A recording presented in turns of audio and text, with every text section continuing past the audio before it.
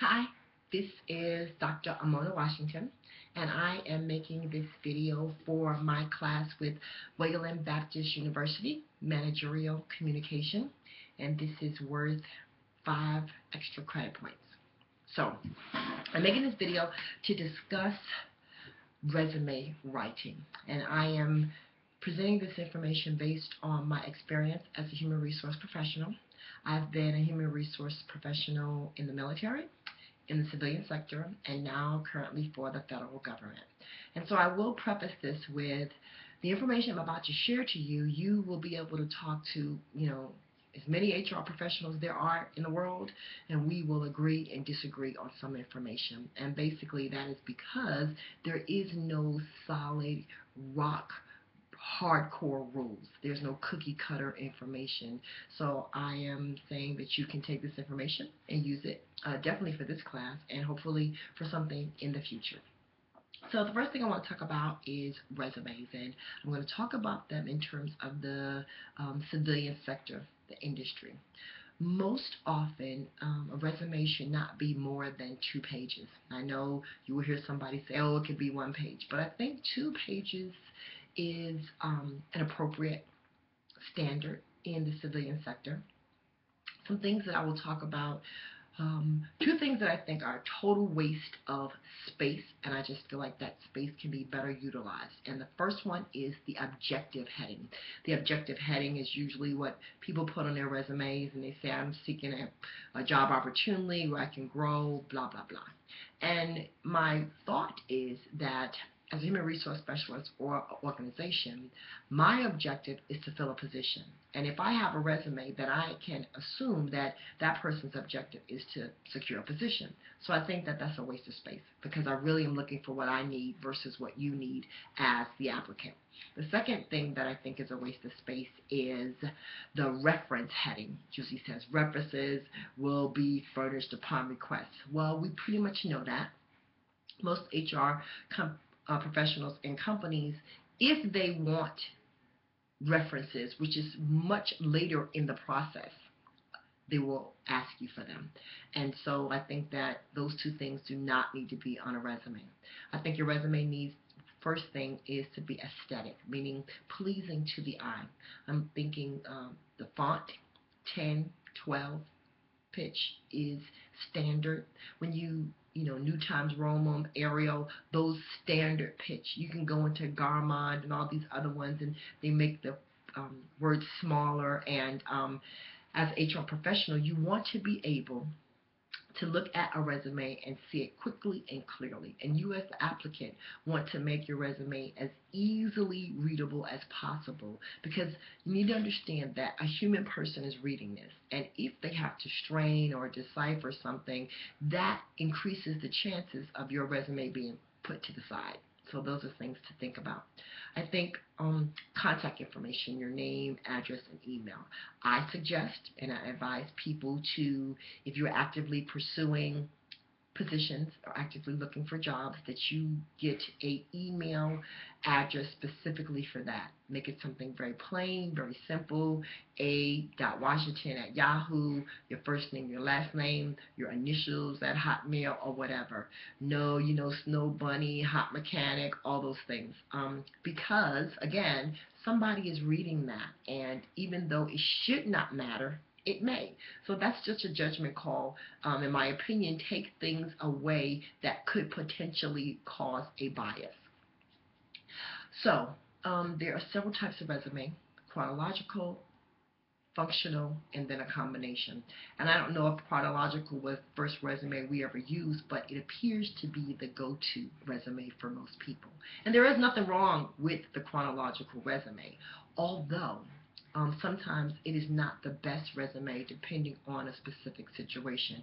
For example, if you have been out of work for some time or you have gaps in your employment, the chronological resume is not the best. Or suppose, here's an example, I have 5 years in the financial industry in bookkeeping and accounting, and then for 3 years I went to customer service, and now I want to go back into banking. Well, I still have banking experience.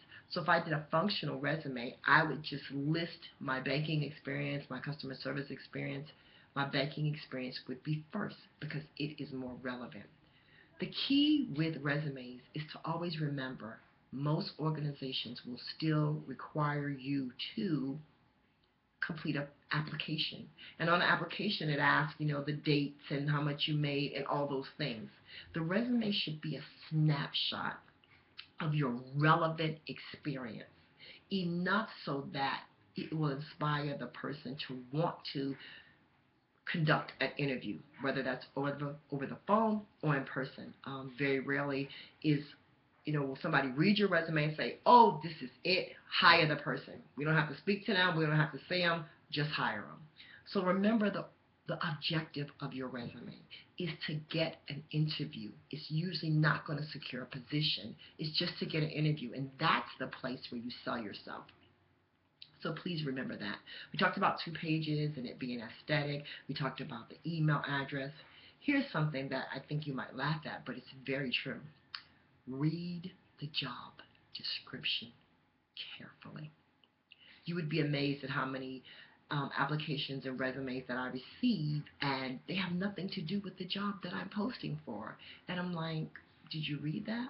And that tells me, number one, that you didn't read it, and number two, you just have this resume that you keep just sending out for every job, and that is not only inaccurate, it's a waste of your time because it's not going to be looked at seriously.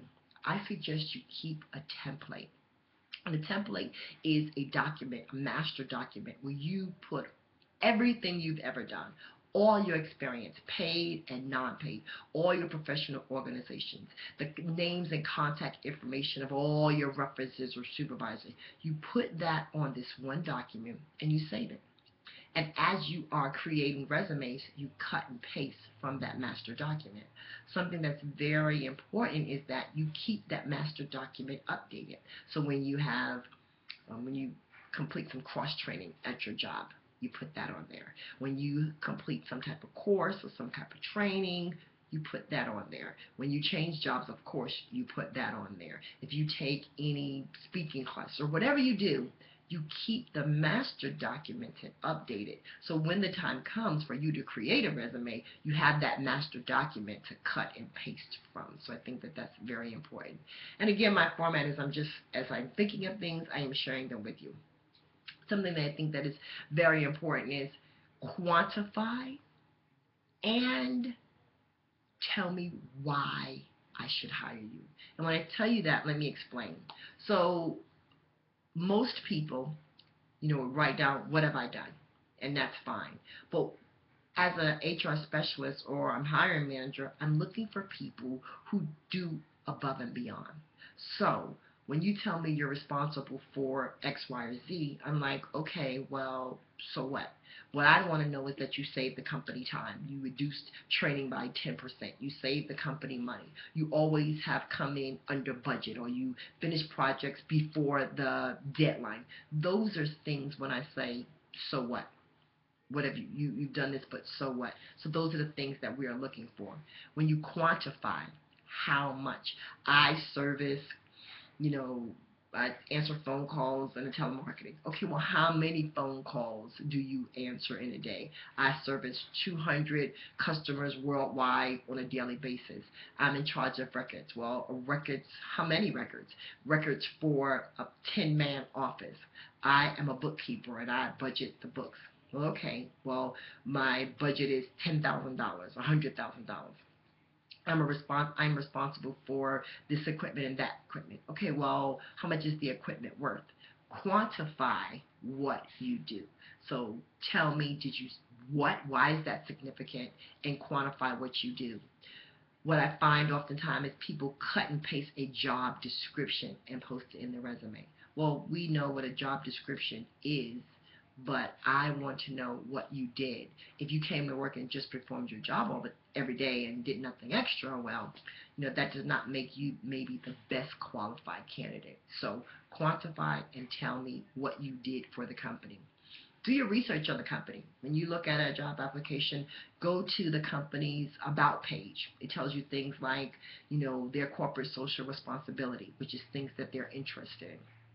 Most companies, public companies anywhere, their financials are on the web page. And the reason this is important is because I believe that when you're looking for a job, it should be a two-way street. They're looking for somebody in particular, but you should be looking for a particular company that mirrors the values and beliefs that you have. For example, I remember when I was first transitioning out of the military after I retired, I found this job and it seemed, just perfect. And then when I went for the interview, I didn't realize that the job required shift work. And that wasn't something that I was willing to do. I didn't want to work shift work. So I could have saved myself some time and them some time had I done some research to find that this was a company that, worked 24 hours or that was always open. So, yes. No, it wasn't 24 hours, but that it was open from like 7 to 12, and they needed the HR person to be there during certain hours, which was shift work, and I was not willing to do that. So that's something addition. Cover letters. I think it's very important to write a cover letter, a specific cover letter for that particular job. And on the cover letter, you should state where you saw the job posting, something to pique their interest, and again, do not regurgitate what's on your resume, something specific or why you think that you would be a good fit for that position. The objective for the cover letter is to incite the person to want to read your resume. The objective for the resume is to incite them to want to come and call you in for a interview. So remember that. In the cover letter is very appropriate if you know the person's contact information, like their phone number or their email, to say I will call you in 2 or 3 days, or email you as a follow-up to see if you have any further questions or to discuss an interview opportunity. If you do not have that information, it's appropriate to say, I am available to discuss further, at this time or that time or at your convenience. Very appropriate.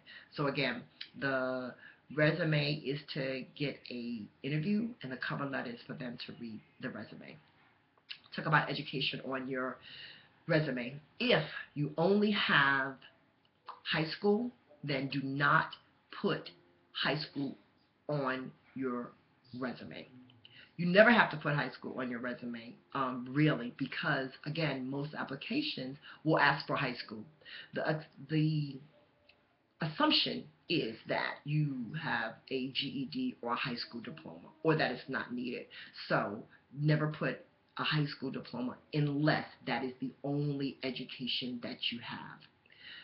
And one of the things that I'll talk about is biases. If you put your high school and when you graduated, someone can guess or gauge around how old you are. And although, that's illegal, they're not supposed to do that, how can you prove it? And there are biases out there. So to alleviate that, do not put that on there. If you have a degree, of course, list your degree. If you are in 1 year of earning your degree, then it is appropriate to put the year in italics. If you are more than a year out, it is appropriate to put completed X amount of semester hours toward bachelor's, master's, whatever, associates. It's also appropriate if you have completed specific courses that are related to that position, completed 12 semester hours toward conflict resolution or whatever it is. That's appropriate as well. I'll talk about professional associations and professional organizations. Professional association organizations are very good to put. I will put a pitch in for one that I know for a fact is across the board for any industry, and that is Toastmasters. Toastmasters is a public speaking professional organization. It's internationally recognized, and it talks about, it says that you are someone who is concerned about their communication ability. Excuse me. Companies are very excited about that because in every aspect of a position, they want someone that is able to communicate effectively. So that's that. Otherwise, I will say this about ethnic organizations or associations and religious organizations and associations. Again, this is just a personal opinion, that there are biases and affinities. I had a guy when I was a civilian HR person that said if he saw FFA, Future Farmers of America, that wasn't in, because he believed that those people who did that in high school, it was foundational hard work and integrity and all these different things. And for his company, he said if they had those foundational items, he could teach them the business. So he had an affinity for that, and that might be a good thing. You might put something down that someone says, oh wow, you were part of this, there I am. But suppose you put something that somebody has a bias against. And so I would just caution you to be concerned, or just to think about organizations that are ethnically or religiously affiliated, that the person reading it might have an affinity or a bias. But the decision is up to you. We talked about resumes, cover letters. Oh, something else that I'll talk about. So, USA jobs. I'm going to make another video about that, but I will tell you this. So again, I am a federal human resource specialist. USA jobs, where it's a total different animal than the civilian sector in terms of your resume.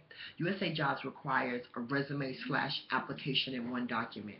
So what you need to put is, your resume, the things that are different. You need the dates, how much you made, if your job was full-time or part-time, and they usually want a contact person, not so much a reference, but a person that was a supervisor when you worked at that place.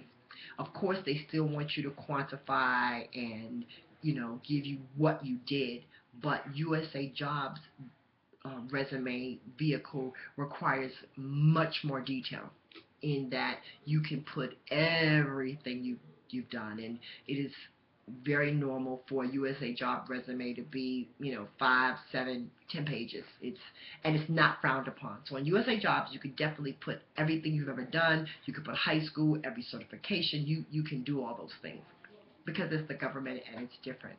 I will say this for you military people transitioning from the military.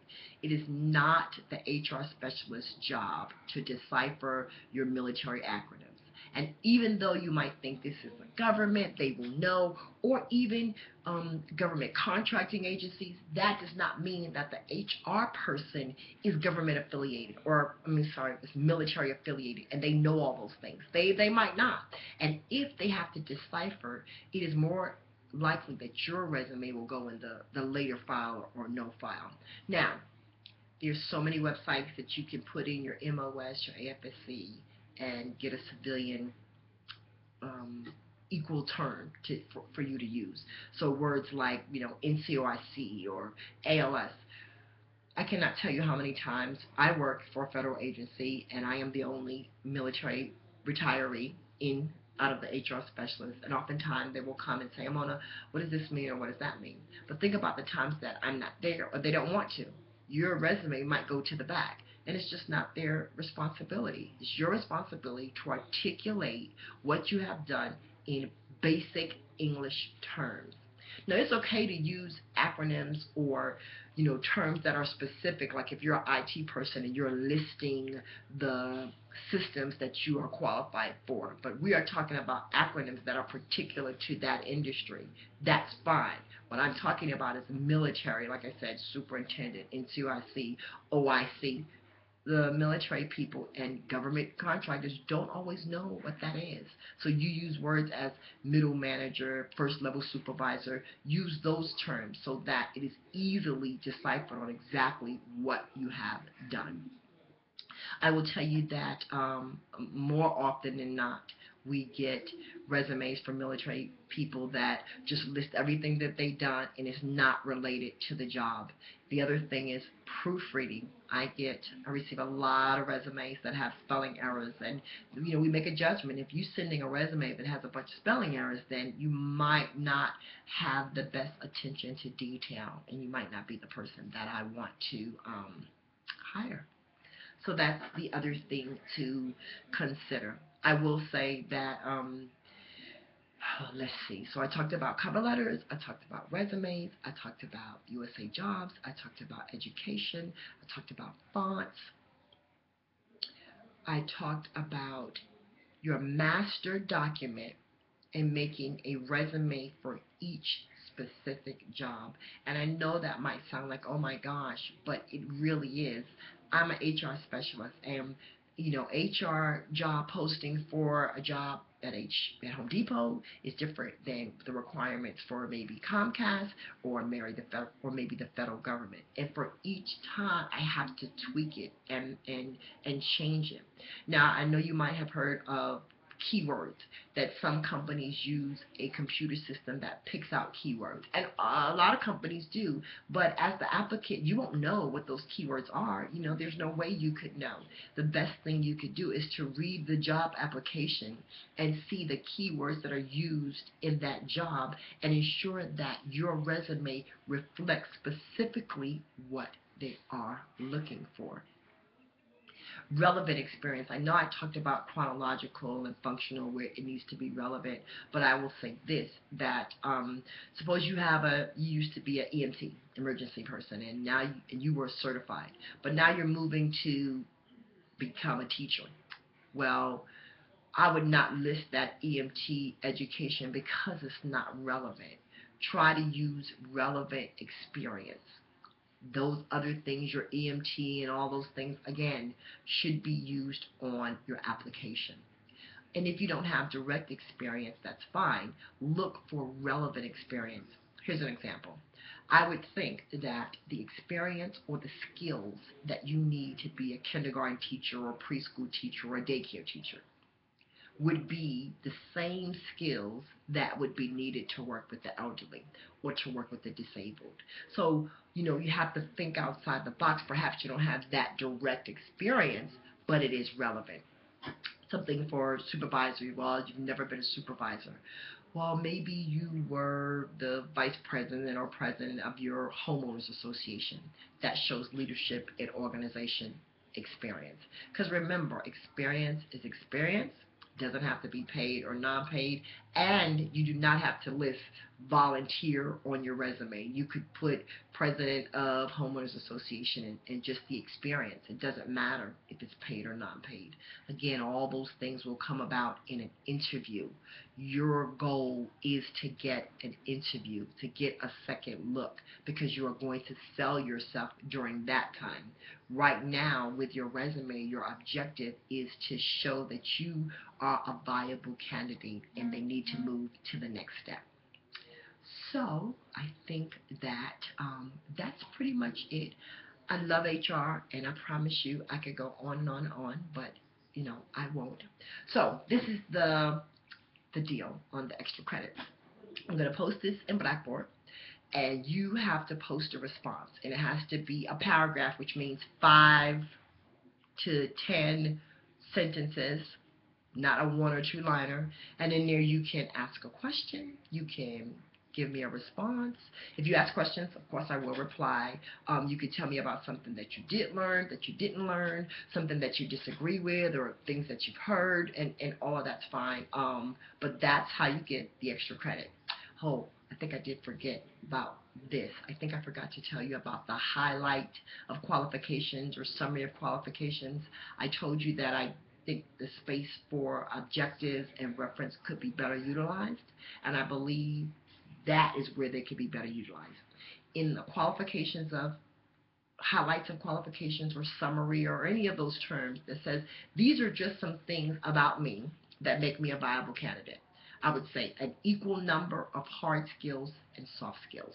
So hard skills are things that can be quantified, typing skills, second language, Microsoft certification, or a PMP. Those are all hard skills, some things you've completed a test to say, yes, I have this. Soft skills are things like I'm detail-oriented, I'm a team player, internally motivated. Those are things that we can't really, test. You say, this is what I am, but there are things that make you a viable candidate. Everybody wants an employee that can be a team player. Everybody wants an employee that is internally motivated. So hard skills and soft skills, in that after your contact information, highlights of qualifications or summary of qualifications. That space is better utilized than the objective and the reference. So I hope this has been useful. and I will talk to you next time.